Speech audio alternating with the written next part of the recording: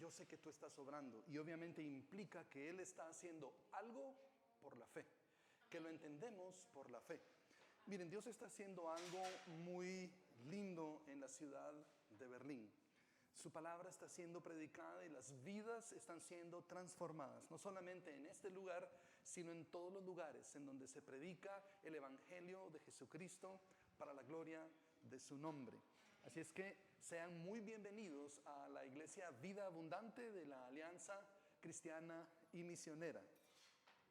Recuerdan que hace un par de semanas les pregunté ¿cuántos capítulos tiene la carta a los hebreos? A ver, ¿quién sabe la respuesta? Porque tuvimos ya 2 semanas para investigarlo, ¿cierto?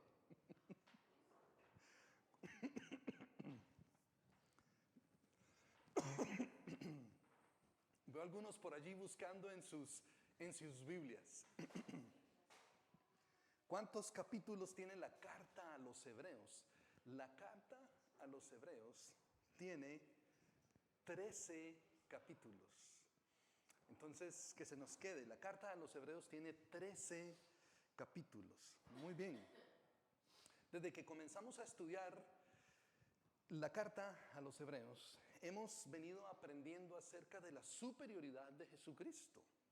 Como iglesia, nosotros confesamos que no hay nadie más grande ni digno que el Señor Jesucristo. De hecho, afirmamos que Jesús es el único merecedor de gloria, de honra, de honor, de alabanza y de adoración por siempre, por la eternidad.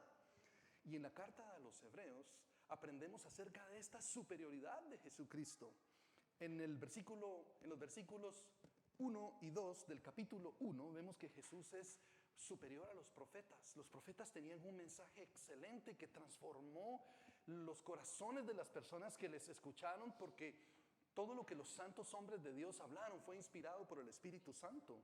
Sin embargo, la revelación que Dios le dio a los profetas no fue como la revelación encarnada que nos entregó a través del Señor Jesucristo. Jesús lo dijo: el que me ha visto a mí, ha visto al Padre. Jesús es superior a los profetas. El mensaje de Jesús es superior al mensaje de los profetas. También en Hebreos 1:4 vimos que Jesús es superior a los ángeles, esos seres dignos, llenos de gloria, llenos de majestad y llenos de poder, y con todo el brillo que ellos puedan tener. Ninguno de ellos, la gloria, la majestad o el honor que ellos puedan recibir se compara con el brillo, la gloria y la majestad y la honra que el Señor Jesucristo irradia. Hablamos de esto hace unas semanas atrás. También aprendimos allí en los versículos 14 y 15 del capítulo 2 que Jesús es, escuchen esto, superior al diablo. Diablo es acusador, ese que viene con acusaciones, que viene con calumnias. Pero lo cierto es que aprendimos que la verdad y la gracia de Jesucristo son superiores a las acusaciones y a las calumnias que el enemigo pueda traer a nuestras vidas. Aprendimos también en los versículos 17 y 18 de ese capítulo 2 que Jesús es superior al sumo sacerdote. Los sumos sacerdotes hacían sacrificios una vez por año para perdón de pecado de los pueblos. Y Jesús hizo, hermanos, un sacrificio, y con un solo sacrificio Él hizo expiación o extendió perdón para los pecados de las generaciones anteriores, de las generaciones de ahora y las generaciones que vendrán. El sacrificio de Jesucristo es único. Juan lo dijo: Él es el Cordero de Dios que quita el pecado del mundo. En el versículo 3 del capítulo 3 hablamos de que Jesús es mayor que Moisés. Moisés era un mayordomo, pero la Escritura nos enseña que Jesús es el dueño de la casa, y compara la fidelidad de ambos, la fidelidad de uno como mayordomo y la fidelidad de otro como dueño de la casa. La fidelidad de Jesús excede a la fidelidad de Moisés. La fidelidad de Moisés, por muy grande que él fue, como hablamos, nunca puede compararse con la fidelidad del Señor Jesucristo. Y ahora acá en el capítulo 4, en los versículos 8 y 9, se nos dice que Jesús es superior a Josué. ¿Quién era Josué? Josué fue el sucesor de Moisés, el que entró al pueblo de Dios a la tierra prometida. Y, y Josué, dice la escritura, que le dio reposo al pueblo de Dios. Un reposo cuando conquistó la tierra de Canaán. Pero vayamos a las escrituras, versículos 8 y 9 de Hebreos 4, y veamos lo que dice el texto. Josué dio un reposo al pueblo, pero dice, porque si Josué les hubiera dado el reposo, dice, no hablaría después de otro día. Por tanto, dice, queda un reposo para el pueblo de Dios. ¿Saben qué es interesante para nosotros hoy en esta mañana en cuanto al nombre de Josué? Que su nombre significa Salvador. Josué como Salvador, como ejemplo, como ilustración de lo que Jesucristo haría, introdujo al pueblo a la tierra prometida. Josué entonces como Salvador le dio al pueblo de Dios un cierto reposo. Jesús también significa Salvador, pero Jesús no es un Salvador como Josué. Jesús es el Salvador, el único Salvador, porque hubo muchos salvadores en la Escritura, como dice el libro de los jueces. Se convirtieron ellos en salvadores del pueblo de Dios, fueron salvadores pequeñitos, pero solo hay uno que es el Salvador, por quien recibimos perdón de pecados. Así es que, aunque Josué dio reposo al pueblo de Dios, no conquistó toda la tierra prometida, pero Jesús ofrece un reposo eterno a todos los que creen en su nombre. Yo les quiero invitar a que mantengan sus Biblias abiertas allí en Hebreos capítulo 4, versículos del 1 al 14, porque en este texto se habla mucho acerca del reposo de Dios. El verbo reposar se habla una vez en estos 14 versículos, pero el sustantivo reposo se menciona 8 veces en estos 14 versículos. Por eso el título del sermón de hoy es Descanso para el pueblo de Dios. Y para que todos estemos en la misma página, tenemos que entender que el reposo o el descanso que Dios nos da es la salvación eterna que solamente Jesús puede ofrecer a los que creen en Él por la fe. Oremos. Padre, en el nombre de Jesús, queremos pedirte que seas tú quien dirija nuestros pensamientos en esta mañana. Dirige nuestros corazones, dirige nuestra meditación, que todas las cosas que hablemos acá sean para gloria de tu nombre, para edificación de tu pueblo, Señor, para que podamos avanzar en la liberación que tú ya has ganado por nosotros en la cruz del Calvario.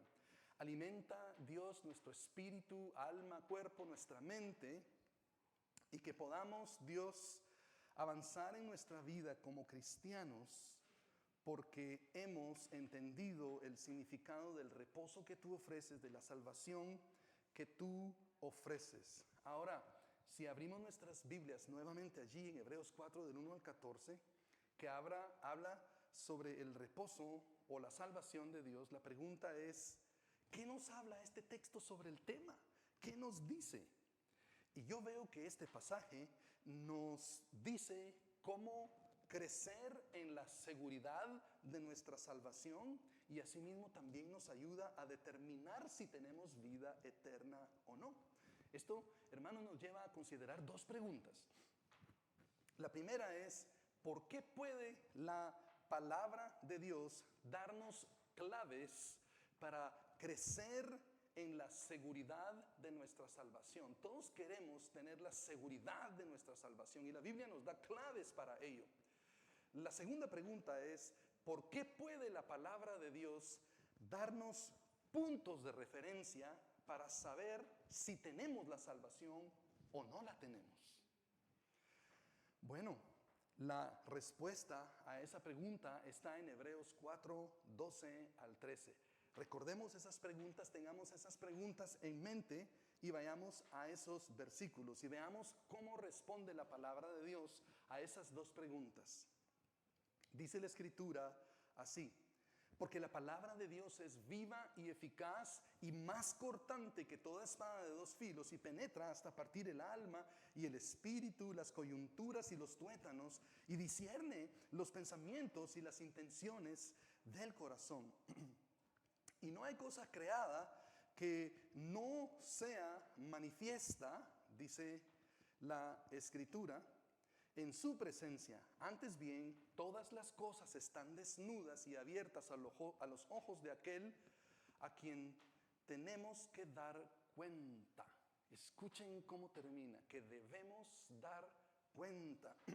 Entonces, hermanos, la palabra de Dios nos da claves y nos da puntos de referencia para saber si somos salvos y para crecer en la seguridad de nuestra salvación, porque Dios usa su palabra como instrumento de juicio, como instrumento de convicción y como instrumento de corrección para nuestras vidas, como instrumento de juicio. Fíjense que hay personas que se marean cuando escuchan que tenemos que rendir cuentas. Para estas personas, rendir cuentas no es un concepto bíblico, pero la Escritura dice claramente en Hebreos 4:12 algo diferente. La Escritura nos enseña que debemos rendir cuentas. Y quizá alguien diga, bueno, pero debemos rendir cuentas a Dios, dice allí. Muy bien, es cierto, debemos rendir cuentas a Dios, pero yo creo que debemos aprender a rendir cuentas a Dios mientras estamos en la tierra, para que cuando llegue el momento de la rendición de cuentas final, no temamos y podamos estar firmes delante de Dios. Y recibimos entrenamiento en rendir cuentas con Dios cuando rendimos cuentas a nuestros hermanos. Entonces, cuando hay docilidad para rendir cuentas entre hermanos, es muy fácil entender que hay docilidad para rendir cuentas a Dios. Y si hay docilidad para rendir cuentas a Dios, entonces hay docilidad para rendir cuentas a los hermanos. Jesús lo dijo en el resumen de los 2 mandamientos, que tiene que ver con amar a Dios y al prójimo. Una forma de expresar nuestro amor al prójimo es que podemos o tenemos la capacidad de rendir cuentas o de pedir cuentas a los demás. Y se transfiere el concepto. Así es que si aprendemos a rendirle cuentas a Dios y a nuestro prójimo aquí en la tierra, vamos a hacer los ajustes necesarios en nuestras vidas para que vivamos de una manera íntegra, de una manera que le agrada a Dios. Porque qué triste sería que al final del tiempo yo vaya y tenga que rendirle cuentas a Dios cuando toda mi vida he resistido rendirle cuentas a Dios en la tierra y rendirle cuentas a los demás, y voy muy confiado de decirle a Dios, vengo acá porque creo que he hecho muchas cosas buenas para ganarme la salvación, y Dios diga, nunca me rendiste cuentas. Y el momento final de rendición de cuentas está acá, papá. Pero no es para salvación, sino es para condenación. Ya no hay chance de corregir aquellas cosas que Dios quizá nos pudo ayudar a corregir mientras estábamos en la tierra. En ese momento es cuestión es algo serio tener que rendirle cuentas a Dios de esa manera. Ahora, quien ha conocido a Jesucristo, hermanos, experimenta cambios en su vida. Quien ha conocido a Jesucristo puede ajustar su vida a los valores que Dios nos enseña en las Escrituras. Pero cuando no tenemos la capacidad de rendir cuentas, tanto a Dios como al prójimo, entonces de fijo experimentaremos estancamiento. Porque la Escritura nos enseña acerca de la importancia de rendir cuentas, que al hacerlo entonces yo escucho, y si tengo un corazón sincero y humilde delante de Dios, inmediatamente hago los ajustes que tengo que hacer en mi vida y no puedo seguir de la misma manera. He sido llamado a rendir cuentas, entonces debo hacer los ajustes necesarios. Pero si no, entonces solo expone la dureza de nuestro corazón, que al final Dios tendrá que corregir. Pues Dios se encarga de nosotros. Él sabe cómo hablar a cada uno de nosotros con el cariño, el amor que cada uno necesita, y con la firmeza que quizá también cada uno de nosotros pueda necesitar. Pero también la Escritura es usada por Dios como un instrumento de convicción. Así lo dice Hebreos 4:12. Aquí, en ese pasaje, aprendemos que hay 2 cosas. En todo esto del descanso de Dios, fíjense que no podemos alcanzar el descanso de Dios si no pasamos por este proceso de evaluación de las Escrituras. Porque aquí nos enseña que dos cosas van a ocurrir en nosotros, con nuestros pensamientos y con las intenciones de nuestro corazón. La Escritura dice que en primer lugar los pensamientos y las intenciones de nuestro corazón van a ser criticados. Escuchen, la palabra que se usa acá es criticar. La palabra de Dios nos va a criticar los pensamientos y nos va a criticar las intenciones de nuestro corazón. Y finalmente, la segunda cosa que va a ocurrir al exponernos a la palabra de Dios es que nuestras intenciones y pensamientos van a ser expuestos por lo que realmente son. No podemos engañar a Dios. Dice que es viva y eficaz y más cortante para discernir todo pensamiento, toda actitud. No podemos engañar a Dios. Así es que al llegar al cielo no va a existir la posibilidad de que nosotros excusemos nuestros pecados. Entonces, mientras estamos acá en la tierra, la recomendación para nosotros es que desarrollemos el hábito de poner a un lado las excusas. La recomendación para nosotros en la Escritura, a la vista de que nuestros pensamientos e intenciones del corazón serán criticadas por Dios, es que seamos fieles en hacer lo que Dios nos manda en su palabra. Él establece ciertas cosas que debemos cumplir y debemos hacerlo exactamente como Dios manda. El aplauso que Dios le dio a los reyes en el Antiguo Testamento es que ellos hicieron todo conforme a lo que Dios les dijo.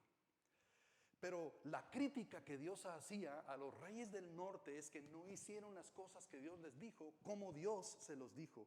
Lo hicieron ellos a la manera en la que ellos pensaron que era mejor. Y Roboam fue el primero que estableció un culto diferente. Y dice él en su manera de pensar, pero bueno, estamos adorando a Dios, pero Dios no estableció ese culto. Pero estamos adorando a Dios, pero Dios no dijo que adoraras en ese lugar. Dios dijo que adoraran en Jerusalén y de esta manera. Entonces no habrá posibilidad de excusas. La Escritura nos invita entonces a la luz de que seremos criticados en nuestros pensamientos e intenciones del corazón, a que vivamos en integridad para con Dios y con el prójimo en cumplir nuestra palabra. Así es que Dios traerá también corrección a nuestras vidas, porque la Escritura es un instrumento de corrección. La palabra de Dios, hermanos, trae corrección a nuestras vidas para que haya sanidad. Si necesitamos corrección, estamos enfermos espiritualmente. Y la palabra de Dios quiere traer sanidad a nuestras vidas para que nosotros cambiemos. La Escritura traerá corrección, hermanos, para que cultivemos un espíritu educable, para que maduremos en fidelidad. Y sabemos, hermanos, que hemos crecido en fidelidad o en educabilidad cuando sabemos manejar nuestro horario, cuando sabemos manejar nuestras finanzas, de tal manera que con alegría podamos decir nosotros, le voy a dar a Dios lo que es de Dios, y al trabajo lo que es del trabajo, y a mi familia lo que es de mi familia, y a los amigos lo que es de los amigos, pero no voy a vivir en un desbalance o un desequilibrio total por darle algo a uno de estas áreas de mi vida, sino que mantendré mi vida en completo balance porque estoy recibiendo la corrección de la palabra de Dios. ¿Cuántos tienen la seguridad de su salvación? ¿Cuántos dudan de su salvación? ¿O cuántos han dudado de su salvación? ¿O cuántos temen perder su salvación? Fíjense que estos 4 pasajes, estos 14 versículos nos dan claves para ayudarnos a crecer en la seguridad de nuestra salvación. Y la primera clave que nos da, escuchen esto, vayamos al versículo 1. La primera clave que nos da para crecer en la seguridad de nuestra salvación es temer. Quizá alguien diga, no puede ser. ¿Será que escuché bien? Porque no creo que temer traiga seguridad de salvación. Al contrario, dirá alguien, quizás si temo es que no tengo esa seguridad de mi salvación. Yo creo que a todos nos gusta escuchar pasajes como Isaías 41:10. ¿Y saben por qué hablo de Isaías 41:10? Porque el equipo de líderes de esta iglesia pasó toda esta semana orando por cada uno de ustedes el pasaje de Isaías 41:10, que dice lo siguiente: no temas, porque yo estoy contigo. Imagínense a los hermanos de la iglesia hincados en sus casas, oyendo en el bus y orando, o haciendo las tareas domésticas y orando y diciéndole a Dios, y orando estas palabras que dicen: no desmayes, porque yo soy tu Dios que te esfuerzo. Siempre te ayudaré, siempre te sustentaré con la diestra de mi justicia. Nuestra esperanza es de que ustedes como iglesia y que todos nosotros como iglesia experimentemos la libertad del temor en nuestras vidas. Pero leamos lo que dice Hebreos 1:1 en cuanto al tema de la seguridad de nuestra salvación y el temor. Dice Hebreos 1:1: temamos pues, dice, no sea que permaneciendo aún la promesa de su reposo, es decir, que la oportunidad de entrar en el reposo de Dios, de recibir la salvación eterna que Él ofrece, sigue en pie. Pero no sea que aún esto estando en pie, dice, alguno de vosotros parezca, dice, no haberlo alcanzado. Que tenga la idea, que tenga la impresión, pero es una impresión muy fuerte, una impresión que va a traer un conflicto interno a nuestras vidas. Un conflicto interno de tal manera que vamos a temer. Ahora, fíjense que la raíz de la palabra temer en este versículo está asociada con fobia, es fobeo, literalmente es una fobia. Ahora, cuando pensamos en una fobia, no pensamos en un temorcito por allí, ¿cierto? Una fobia es una aversión o es un temor exagerado a algo o a alguien, ¿sí? Si es una arañita, quizá pueda tener miedo de que la araña haga algo, pero si tengo una fobia a las arañas, salgo gritando y escuchen, es el fin del mundo para mí, ¿cierto? ¿Cuántos han visto eso? Me subo a una silla porque hay una arañita allí o hay un ratoncito por allí que me va a comer. Cuando quizá a una arañita le podemos hacer así, ¿cierto? Si ese fuera el caso, que nos quisiera atacar la araña. Pero no va a pasar. La palabra habla de la fobia. Ahora, en este contexto, Dios no quiere que tengamos un miedo paralizante, porque esa es la fobia, es un miedo paralizante. Dios quiere que nosotros tengamos un temor reverente o una actitud seria de respeto por el tema de nuestra salvación. Entonces, la advertencia para nosotros hoy es: hay personas que parecen que son salvas, pero en realidad no lo son. Y entonces Dios dice a estas personas: teman, chicos, porque tienen la impresión de que son y realmente no. Y para los que no andan caminando en rectitud delante de Dios, lo mismo. Les dice: teman, chicos, porque mi palabra es tan viva y eficaz que expone pensamientos, critica pensamientos e intenciones del corazón para que haya un cambio genuino en sus vidas. Y si no hay cambio genuino en sus vidas, entonces algo no anda bien. Entonces, ¿por qué querría Dios hacernos una advertencia como esta? En los pasajes anteriores, en los capítulos anteriores, aprendimos que Dios hizo una advertencia como esta porque había personas que estaban tratando a la salvación en Cristo Jesús con menosprecio, con indiferencia o con desinterés por el cambio. ¿A cuántos les gusta que las personas les traten con menosprecio o con indiferencia y que haya un desinterés por el cambio que tiene que ocurrir? ¿A cuántos les gusta interactuar con personas que les tratan de esa manera? A ninguno de nosotros. Ante esto, hermanos, Dios dice: tengan un temor reverente por su salvación. Entonces, el hecho de que tú dudes de tu salvación, deja ver que estás tratando el asunto de tu salvación con cierto respeto.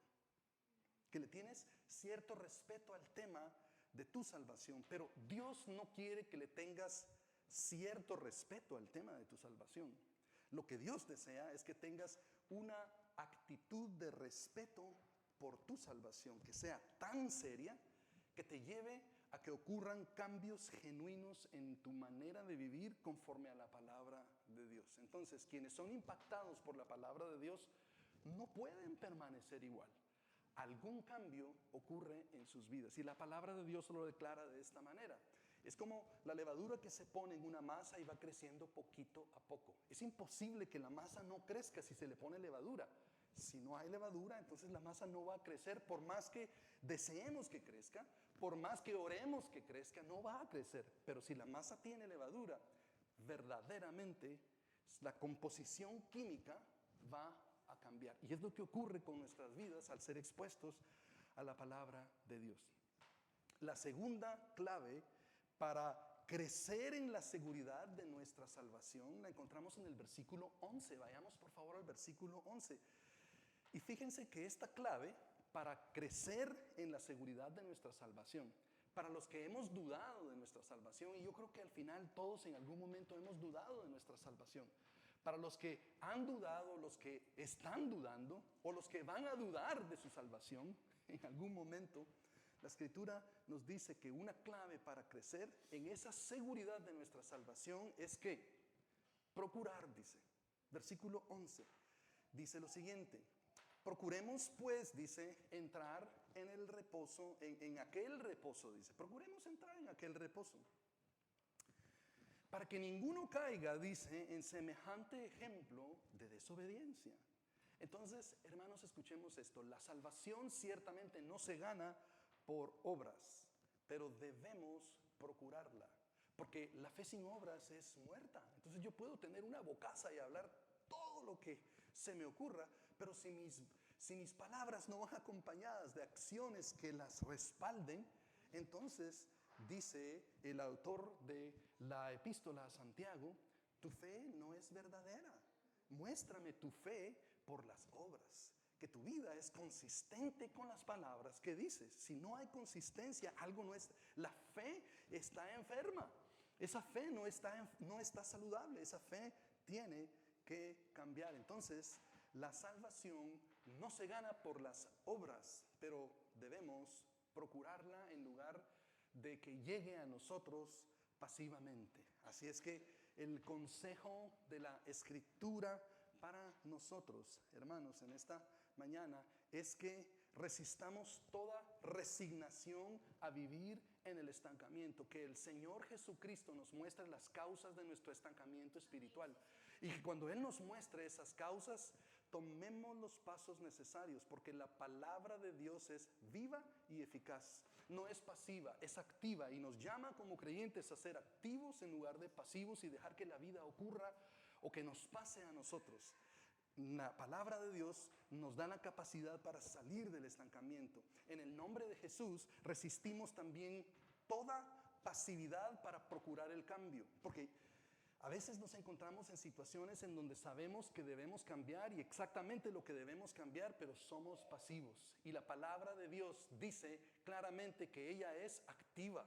Entonces no compagina el ser ministrados por la palabra de Dios y la pasividad para procurar el cambio. Cuando la palabra de Dios es implantada en nuestros corazones, un deseo por el cambio ocurre. Pero si ese deseo por el cambio no ocurre, es porque quizá el terreno de nuestro corazón no es como el terreno que Jesús dice que es un buen terreno que produce fruto.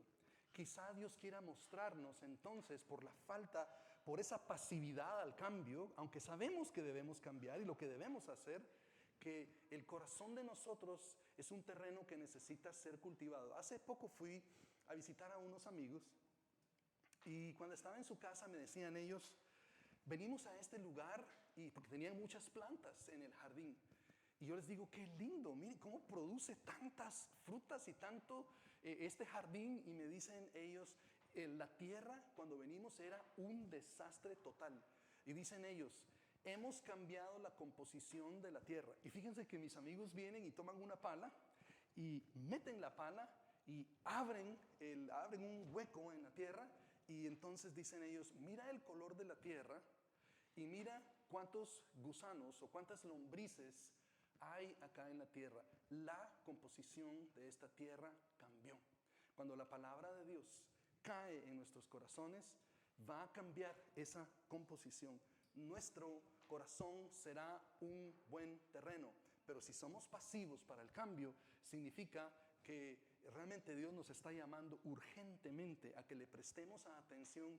¿Cuál es la causa de mi pasividad? ¿Será que me estoy ocupando, como decía esa parábola, nada más de las cosas de este mundo? ¿Será que la ansiedad y la angustia están dominando mi vida? ¿Será que qué es lo que impide que mi corazón sea un buen terreno? Resistimos en el nombre de Jesús a todo acomodamiento o a toda adaptación al mundo sin un cuestionamiento.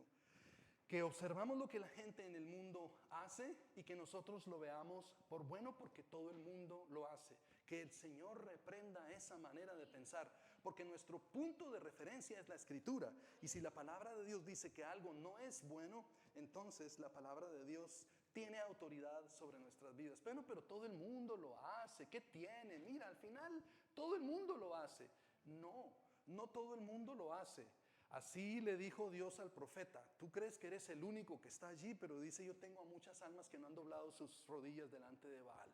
Así es que no te creas que porque tú dices que todo el mundo lo hace, no hay otras personas que no vivan en integridad delante de Dios, cumpliendo la palabra, dejando a un lado la adaptación pasiva al mundo sin cuestionar las cosas que el mundo nos tiene que ofrecer. Que el Señor Jesucristo reprenda todo acomodamiento a una vida cristiana mediocre. Entonces me acostumbré a cierto estatus de vida, entonces si el 100% es lo que Dios pide de mí, yo tengo ya un 3%. El 3% es suficiente para mí, ya tengo un poquitito de cambio en mi vida y listo, ya estoy por allí. Eso, hermanos, es un acomodamiento a una vida mediocre. Y Dios quiere que nosotros nos remontemos sobre los aires y que dejemos de vivir como gallinas y vivamos como las águilas que Dios nos llamó a hacer. Porque los hermanos de David querían que él viviera como gallina, pero Dios lo llamó a él a vivir como un águila. Ellos querían que tuviera una mentalidad de huir, una mentalidad de temor, una mentalidad de que a una gallina uno le hace así. ¿Qué hacen las gallinas? ¿Se nos enfrentan las gallinas? ¿Sí? Las gallinas salen corriendo, ¡pac, pac, pac, pac, pac, pac, pac! ¿Cierto? Vemos a las gallinas por allí, intentan volar, algunas pueden un poquito, pero eso es todo lo que las gallinas pueden hacer. Salir corriendo ante una pequeña confrontación con el enemigo, pero las águilas se remontan por los aires y las águilas ven a sus presas, ven a sus objetivos y se lanzan a los objetivos y los cumplen porque hay una seguridad en ellas que dice, yo soy águila, yo no soy gallina, yo como gallinas, yo no soy águila. Así es que todo acomodamiento a una vida cristiana mediocre es reprendido en el nombre de Jesús. La pereza también para desarrollar nuestra relación con Dios, la reprendemos en el nombre de Jesús. Que nosotros nos levantemos y digamos, necesito tener comunión con Dios. Porque si la palabra de Dios realmente es activa y viva, entonces el reposo que voy a experimentar en mi vida va a venir cuando yo cultive mi relación con Dios. Pero si no he logrado vencer la pereza, entonces estoy perdiendo la batalla ante un enemigo nada más, y es la pereza. Porque escuchen, hermanos, el perezoso tiene voluntad para hacer muchas otras cosas, pero en cuanto a lo que requiere diligencia, como cultivar la relación con Dios, el perezoso pierde toda la energía, no tiene energía para nada. No puede levantar pero ni un dedo. Pero dígale al perezoso que haga otras cosas de entretenimiento, el perezoso lo hará con un nivel de energía que ustedes dirán, no puede ser que sea la misma persona. Aquí demuestra una actitud increíble de energía, pero en cuanto a buscar la relación con Dios, está caracterizado por la pereza. Que el Señor reprenda toda desobediencia que nos impida conocer a Jesucristo como su Salvador, sea lo que sea. Procuremos, es la segunda clave para crecer en la seguridad de nuestra salvación. ¿Quieres disfrutar del reposo de Dios? ¿Quieres tener la seguridad de que eres salvo? Entonces, procura, dice el texto de las Escrituras. Fíjense que Zaqueo en la Biblia procuró. ¿Se acuerdan de Zaqueo? Era un hombre pequeñito, dice en la Escritura, y vio que Jesús venía porque escuchó de la fama de Jesús, y él se propuso en su corazón como un águila. Dice él: no voy a dejarme vencer por las limitaciones físicas que tengo, sino que voy a remontarme a las alturas, y literalmente se subió a un árbol sicómoro, dice la Escritura, y se le ocurrió, Dios le dio la inteligencia y la creatividad para hacerlo. Y cuando Jesús va pasando cerca de él, ve a un hombre por allí, chiquitito, subido a ese árbol, procurando ver, procurando escuchar a Jesús. ¿Y qué fue lo que Jesús le dijo a ese hombre? Jesús ve la fe de ese hombrecito y le dice: Zaqueo, dice, hoy la salvación ha venido a tu casa. Y entonces le dice: bájate del árbol, desciende, Zaqueo. Dice: ábranle paso a Zaqueo, chicos, porque hoy, dice, voy a ir a su casa y voy a cenar con él.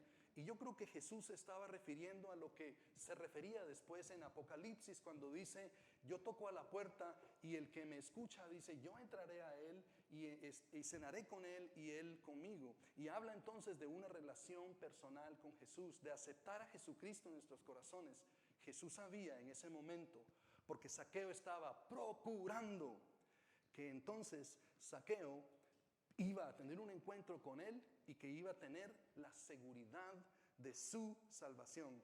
Entonces, hermanos, que nuestra seguridad sea como la de Zaqueo, que sea un esfuerzo diligente, que haya empeño y solicitud para procurar nuestra salvación, que haya un empeño, que haya una prontitud y una seriedad para entrar en el reposo de Dios, el reposo que Dios ofrece para sus hijos. Entonces, en resumen, si yo quiero vivir, hermanos, con seguridad en mi salvación, debo temer. Al pensar en el tema de la salvación, las piernas en algún momento me tienen que temblar.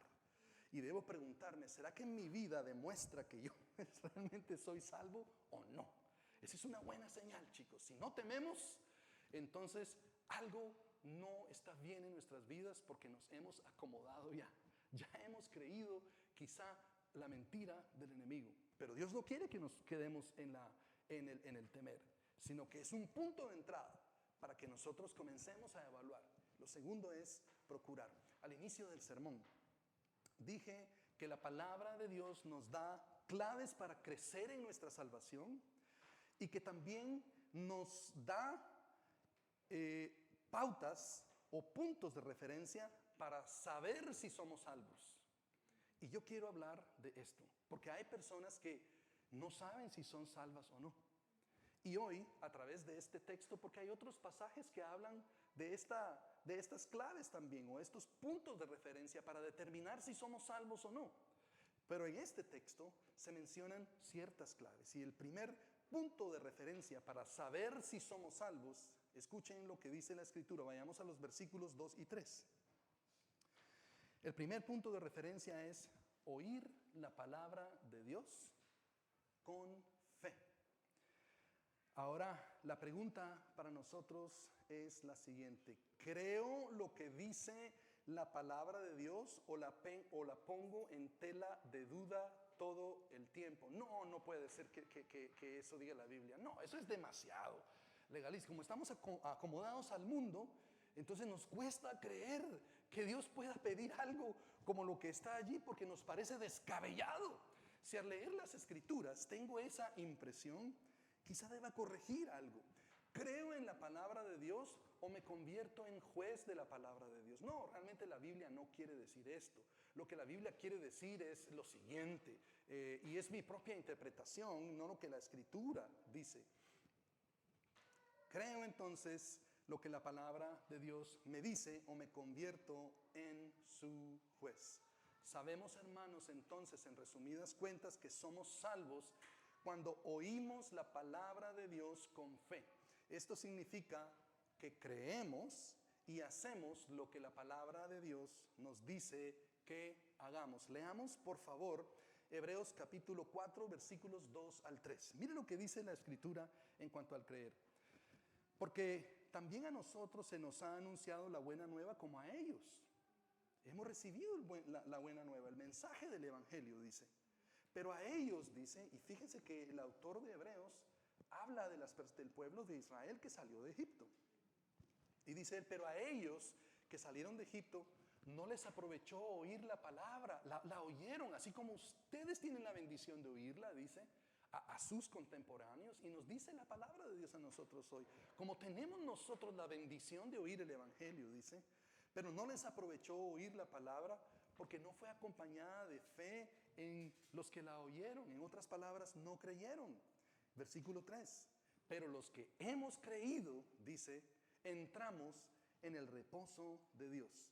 De la manera que dijo Dios, de la manera que dijo Dios entonces. Cuando Dios vio esa actitud de incredulidad o de falta de fe de las personas al escuchar, dice Dios, yo juro en mi enojo o en mi ira, dice, que no entrarán en mi reposo. Escuchen, yo quiero, hermanos, que Dios jure como le juró a Abraham. En tu descendencia yo te juro, Abraham, que todas las naciones de la tierra serán salvas. Y Dios le juró a David y le dice, David, yo te prometo solemnemente que un descendiente tuyo se sentará en tu trono y traerá salvación al mundo. Pero hermanos, aquí Dios, y Dios cumplió a Abraham y Dios cumplió a David. Pero aquí Dios está diciendo, yo les juro, dice, yo les juro que los incrédulos, los que han escuchado mi voz, que han tenido el privilegio de oír la predicación de la palabra de Dios, pero que nunca hicieron los ajustes necesarios en su vida que deberían hacer, yo les juro, dice Dios, por lo más santo que puede existir, que es mi nombre, no entrarán en mi reposo. Les garantizo que no entrarán, porque el día que me encuentre con ellos, yo voy a criticar sus pensamientos y las intenciones del corazón. Y voy a exponer toda excusa mentirosa y voy a proclamar el juicio que ya he proclamado acá. No entrarás en mi reposo. Pero que Dios me diga a mí, bien hecho, buen siervo y fiel, entra en el reposo de tu Señor, entra en el gozo de tu Señor, será la alegría más grande que pueda recibir. Entonces, ya vamos entendiendo que debemos escuchar la palabra de Dios con la fe. Dice él, aunque, para terminar la lectura, aunque las obras suyas estaban acabadas desde la fundación del mundo. Necesitamos oír la palabra de Dios con fe y no juzgarla, sino someternos a la palabra de Dios y hacer lo que ella nos dice. ¿Cuántos han escuchado el nombre Anton LaVey? Bueno, Anton LaVey es un hombre que nació en 1930 y murió en 1997. Murió a la edad de 67 años. Pero cuando tenía 36 años, Anton LaVey fundó la iglesia de Satanás. Porque él leyó la Biblia y él dice, a mí la Biblia no me va a juzgar, yo voy a juzgar la Biblia. Él no oyó con fe, no le aprovechó, leyó la escritura, fue expuesto a las escrituras, pero no le aprovechó. Recibió el mensaje del evangelio, pero él dice, a mí Dios no me va a juzgar, yo voy a juzgar a Dios, yo voy a juzgar a la palabra de Dios. Entonces, Anton LaVey funda la iglesia de Satanás en 1966, cuando él tenía 36 años. Y 3 años después, en 1969, Anton LaVey escribe su propia Biblia, que le titula La Biblia Satánica.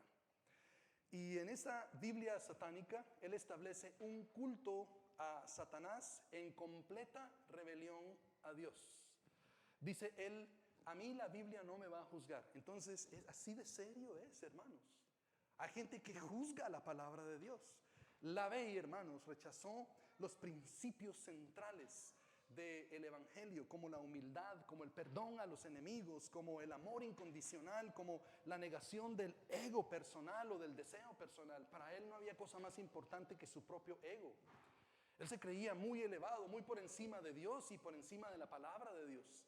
Y elige entonces tomar un rumbo completamente diferente de Dios. Él viene y dice, yo voy a invertir los valores cristianos. Entonces no era una persona que no conociera la palabra de Dios, la entendía. Pero dice él, en lugar de decir, ama a tu prójimo, yo voy a decir, ama a quien se lo merezca. Obviamente desde mi punto de vista y mis estándares. Entonces si nadie se lo merece según yo, no tengo por qué amar a nadie, soy libre de ello. Entonces viene él y dice, aquella parte donde dice que pongas tu mejilla, yo voy a decir que si alguien te golpea, yo te sugiero, destrúyelo, dice. No pongas la otra mejilla, si alguien te golpea, destrúyelo. Y además, dice él, mi recomendación para todos mis seguidores es que el ego, la venganza y la autoindulgencia sean cultivadas como virtudes. Lavey, hermanos, criticó y ridiculizó los mandamientos bíblicos y escribió, hermanos, los 9 pecados satánicos y las 9 declaraciones satánicas que se encuentran en los documentos que él escribió. Y dice él, para mí, Satanás, dice, es un modelo de rebelión, de individualismo, de autodeificación, de autoindulgencia y de poder personal. Y es todo lo que él creía para sí mismo y lo que enseñó a todos sus seguidores. Pero cuando estaba muriendo en el hospital, en los últimos momentos, antes de morir, las personas que le atendían reportan que en su momento exacto de la muerte, él comienza a gritar y a decir, no puede ser, algo malo está ocurriendo acá, no puede ser, todo lo que he hecho está equivocado, todo lo que he hecho no puede ser. Porque en ese momento yo creo que lo que ocurrió con él es que entendió cuál iba a ser su destino final. El momento del juicio para su vida llegó y para él ya no había vuelta atrás. Rechazó completamente la rendición de cuentas y en el momento en el que Dios dice, ahora me toca a mí criticar tus pensamientos y las intenciones de tu corazón y voy a mostrarte tu destino eterno. Pero perdóname, Dios, apártate de mí, hacedor de maldad. Esa visión de Dios nos asusta y nos resistimos en las iglesias a hablarla, pero es la realidad que la Escritura nos declara. Vamos captando la idea. El segundo punto de referencia para saber si somos salvos. Entonces, ¿cómo sé si soy salvo? Es porque yo tengo una disposición para oír la palabra de Dios y no criticarla. La escucho y digo, sí, es la palabra de Dios, debo ajustar mi vida. Punto. No debo entrar en discusión con Dios, no sea que me ocurra las de Anton LaVey. Lo segundo es descansar de todas nuestras obras. Entonces, ¿cómo puedo yo saber si tengo la salvación o no? Las personas que no son salvas quieren hacer y hacer y hacer y hacer. Entonces, en lugar de la pasividad de algunos, estas personas quieren hacer muchas cosas para ganarse la salvación, para demostrarle a Dios que son muy buenos. Pero hermanos, cuando yo tengo la salvación, cae un descanso en mi corazón. Ya no tengo que hacer las cosas para ganarme la salvación, sino que hago obras como resultado de la salvación. Y hago obras y hago buenas cosas, hago todas las cosas que hemos venido hablando acá como resultado del amor que le tengo a Dios y el amor que le tengo a Dios. No porque, Dios mío, si no rindo cuentas, si no hago esto, si no hago lo otro, entonces Dios me va a castigar, o qué irán a pensar mis hermanos o la gente. Esas son mentiras del enemigo. Lo hacemos por amor a Dios y por amor al prójimo. Hay una paz en nuestros corazones de que ya no tenemos que hacer obras para ganar la salvación. Veamos lo que dice Hebreos sobre esto en los versículos 4 y 5 y también el versículo 10. Versículo 4 dice, porque en cierto lugar dijo así del séptimo día, y reposó Dios de todas sus obras en el séptimo día. Y otra vez aquí dice, no entrarán en mi reposo. Versículo 10. Porque el que ha entrado en su reposo, escuchen hermanos, el que ha entrado en su reposo, el que tiene salvación, dice, el que tiene la salvación que Jesucristo da, también ha reposado de sus obras. Hay una paz, no tiene que hacer obras para ganarse la salvación. Se quita esa carga.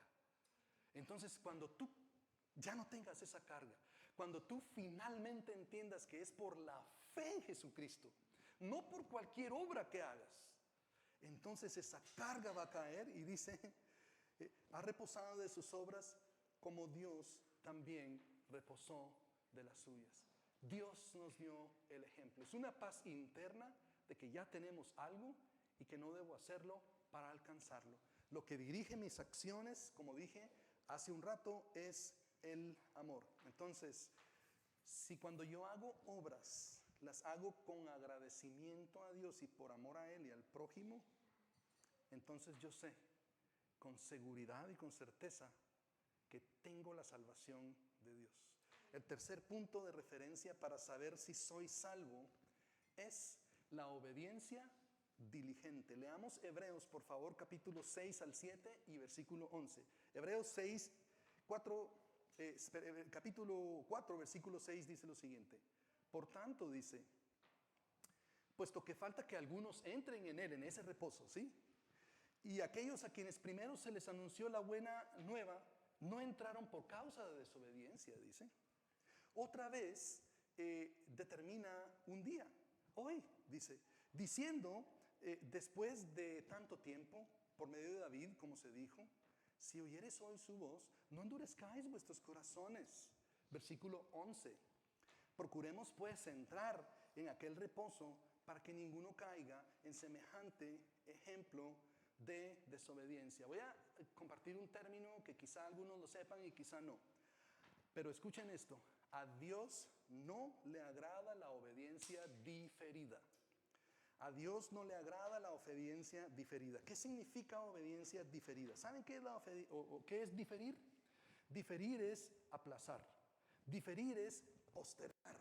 Diferir es procrastinar. Diferir es poner las cosas a última hora. Dejar las cosas para después. Diferir quiere ser que hago las cosas no cuando tengo que hacerlas, sino después, porque siempre hay tiempo. El día que se estableció, que es hoy, como dice la Escritura, no me importa.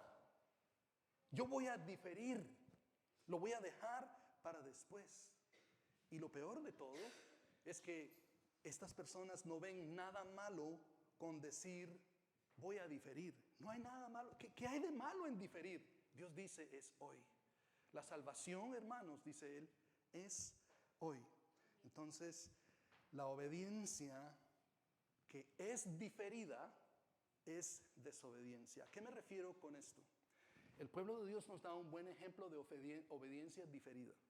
Dios les dice a ellos, yo estaré con ustedes al estilo de Isaías que leímos al principio. No temas porque estaré contigo. Yo te esfuerzo. Esos gigantes que van a encontrarse allí, yo los voy a hacer pedazos delante de ustedes. No teman, esfuércense, sean valientes. Yo estaré con ustedes. Voy a mostrarles maravillas. Verán cómo se los van a comer vivos. Y 10 de ellos dicen, no podemos, no podemos. Entonces 2 de ellos, entre ellos Josué. Por eso Josué fue un salvador. Entre ellos Josué y Caleb dicen, podemos, dice. Lo vamos a hacer porque Dios dijo que podemos, chicos. Y el pueblo dice, no. Los 10 convencen al resto, hermanos, de diferir. Los convencen de aplazar. Los convencen de postergar. Los convencen de procrastinar. Los convencen de decir que lo harán después. Y Dios dice, así es la cosa, dice Dios. 40 años y les juro que no entrarán en mi reposo. Les juro que no entrarán en mi reposo. 40 años, dice. Van a vagar en el desierto hasta que se muera hasta el último de todos esos que dijo que no iban a poder conquistar la tierra excepto Caleb y Josué. Pero el resto de ustedes, todos los mayores de 20 años se van a morir en el desierto, se los juro, dice Dios. Y hermanos, murieron. Y entonces, ¿qué hicieron ellos? Obediencia diferida. Escuchen, cuando Dios les dijo, juicio viene sobre ti, corrección viene para ti de la cual no te puedes salir, dicen, no, sí lo voy a hacer, ahora sí lo hacemos, Dios, hoy lo hacemos, mañana entramos. Y Dios les dice, no vayan, no van a vencer a los gigantes. No, Dios, mira, te vamos a obedecer. Ahora sí entienden, mira nuestro corazón, mira la disposición que hay para obedecerte. Obediencia diferida es desobediencia desde el punto de vista de Dios. O hacemos las cosas hoy cuando Dios dice, o no las hagamos, porque la obediencia diferida le desagrada a Dios. Y yo no quiero que Dios venga y que juzgue y que diga, te juro, por esa obediencia diferida, que va a venir una corrección para tu vida. Ya lo verás, te lo juro, va a pasar y no te podrás escapar de ello. Dios no quiere que entremos en hacer las cosas porque estamos contra la espada y la pared. Dios quiere que yo haga las cosas porque yo le amo y porque amo a mi prójimo. Señor, yo te amo tanto que yo quiero agradarte, no para ganarme la salvación, sino que hay tanta gratitud en mi corazón que simplemente lo quiero hacer. Pero escuchen, hermanos, la diferencia, la obediencia diferida puede ser antagonista y también puede ser hipócritamente amable. Entonces, los dos hijos de aquel padre nos dan un buen ejemplo de ello. Hay uno que muestra obediencia diferida de una manera hipócritamente amable. Le dice, sí, papá, lo voy a hacer. Y al final no lo hizo. Quizá después haya hecho algo. Pero el otro, que fue antagonista, desobediente de entrada, al final lo hizo y Dios le dice, bueno, se le contó porque ¿quién al final, dice él? No es que haya uno mejor, sino el mejor de lo peor. El mejor de lo peor, dice, es aquel, por lo menos aquel que, por lo menos fue y lo hizo, dice. Por lo menos fue y lo hizo. Pero no es que estoy contento, dice el padre. Lo hizo, pero al final es obediencia diferida. Y Dios quiere que haya una corrección en nuestras vidas. Sí, papá, sí lo voy a hacer. Qué alegría cuando los hijos de nosotros nos dicen, lo voy a hacer. Le dije a uno de mis hijos que hiciera algo y él me escuchó y estuvo viendo para otro lado. Yo lo veo y me quedo viéndolo. Y ese silencio, entonces en el silencio me volteé a ver. Yo le digo, ¿cuándo va a ocurrir? Ah, no, sí lo voy a hacer, claro, pero ahora vas a hacer esto y vas a hacer aquello. Corrección viene a tu vida. Quiero que aprendan que la obediencia diferida no le agrada a Dios. Es hoy. Cuando Dios nos habla hoy y Dios nos dice, hoy es el día de la salvación, porque nadie sabe cuándo se va a morir. Hay personas que dicen, después acepto a Cristo, después y después, sigue aplazando, porque un día te vas y necio dice, ¿de quién será tu alma? ¿Será que va a pertenecer a mí o le va a pertenecer al enemigo? Jesús nos da un ejemplo de obediencia perfecta, porque Él vino a hacer todo lo que el Padre le dijo que hiciera. Entonces, si mi supuesta relación con Cristo me lleva a ser más obediente a Dios, entonces yo puedo tener la seguridad de mi salvación. Pero si mi supuesta obediencia a Dios, que es obediencia diferida, es porque yo temo las consecuencias que Dios va a traer a mi vida, entonces te garantizo que vas a debatirte entre la duda y la inseguridad de tu salvación. Porque es en la obediencia hoy que viene la certeza de la salvación que hemos encontrado en Él. ¿Eres amoroso con tus hermanos y muestras amor para con Dios? Entonces esa es una muestra de que tú tienes salvación, y si muestras amor para Dios y para el prójimo, vas a crecer en la seguridad de tu salvación. Sabrás a ciencia cierta que tienes la salvación. Pero si eres de las personas que está juzgando, criticando y acusando a los demás todo el tiempo, garantizado que no vas a tener la seguridad de tu salvación. Porque la seguridad de la salvación viene, hermanos, cuando nosotros mostramos obediencia que es diligente, no obediencia diferida. Hoy elijo amar a mi prójimo, aunque dije esto antes, hay personas que son radioactivas. Y fíjense que Dios trae a personas radioactivas a nuestras vidas para que nuestro amor, para que Dios nos muestre, ¿será que tu amor está allí? Que sigamos amando a la gente a pesar del dolor que traen a nuestras vidas. Les seguimos amando y que podamos decir delante de Dios, Señor, yo persisto en amar a mis hermanos y a mis hermanas aunque me traigan dolor. y que otras personas digan, yo persisto en amar a este que está ahí enfrente, aunque me traiga dolor algunas veces, te garantizo que tendrás la seguridad de tu salvación. Pero la obediencia diferida nos va a matar en la duda de saber si tenemos salvación o no. Al final tal vez nos salvamos, pero qué vida es vivirla con un temor de que no sabemos si vamos a realmente ser salvos o no. Dios quiere liberarnos de ello. El último punto de referencia, y terminamos con esto, para saber si somos salvos. Fíjense que quería hacer esto porque yo creo que es importante que como creyentes tengamos esa seguridad de nuestra salvación. Y dice el último punto de referencia en este pasaje para saber si somos salvos, que vamos a retener nuestro credo. Veamos lo que dice el versículo 14. Por tanto, dice, teniendo un gran sumo sacerdote que traspasó los cielos, dice, Jesús el Hijo de Dios, retengamos, dice, nuestra profesión. Ya hablamos de cuál es nuestra profesión.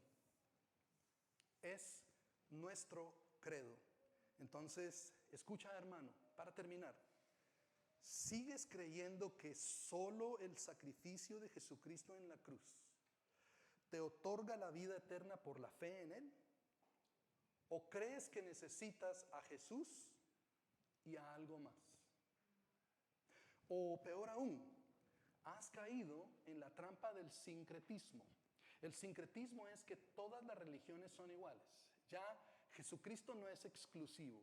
Todo es lo mismo, todo es igual. Has caído en el sincretismo y crees que ya no solamente la relación con Cristo te salva, sino que también otras religiones, otras filosofías, la ciencia. Hay muchas cosas que me pueden llevar al cielo. O retienes tu confesión de fe, retienes tu credo, como hablamos hace un par de semanas del credo niceno-constantinopolitano. ¿Sigues creyendo ese credo o acaso estás cambiando? Si tú te mantienes fiel en retener tu credo, entonces la seguridad de tu salvación está allí. Pero si tú estás entrando, no es que no puedas leer otras cosas, pero otras lecturas que están haciendo, están influenciando tu manera de pensar, otras cosas que estás viendo en la tele o en tu teléfono o en tu tableta, qué sé yo, lo que sea, si otras cosas te están influenciando y están haciendo que comiences a dudar de tu credo, de las cosas que has creído, como decía Lucas, yo te escribí esto, Teófilo le dice, con detalle para que tú creas en la veracidad de las cosas que te hemos enseñado. Si comienzas a dudar de la veracidad de las cosas que has aprendido, garantizado, habrá duda de tu salvación. Pero si retienes tu profesión, tu credo, lo que has creído, entonces la seguridad de tu salvación está allí. Oremos, hermanos.